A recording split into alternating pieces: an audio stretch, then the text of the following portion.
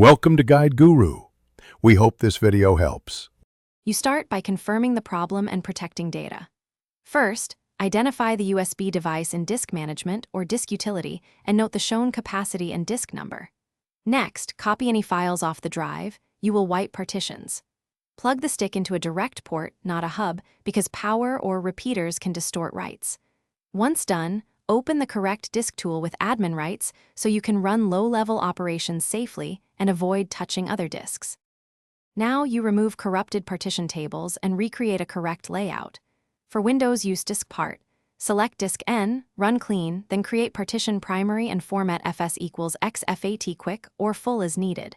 On Mac OS, use discutal erase disk, and on Linux, use parted or gdisk then mkfs, ext4 or mkfs. vfat. The reason? Corrupted tables or vendor tools can leave hidden fake partitions. Make sure to specify the entire disk so the partition spans full capacity. Testing with a full format reveals actual usable size. Finally, validate, and if needed, apply deeper recovery. Run h2test on Windows or F3 on Mac OS/Linux to write and read the full drive. These tools reveal mismatched size or fake capacity. If tests fail, use the manufacturer's low-level formatter or firmware tool to restore proper mapping, or consider returning the drive.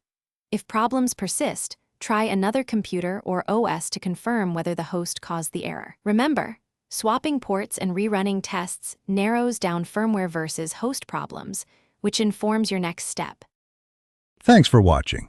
Consider subscribing if we helped you today.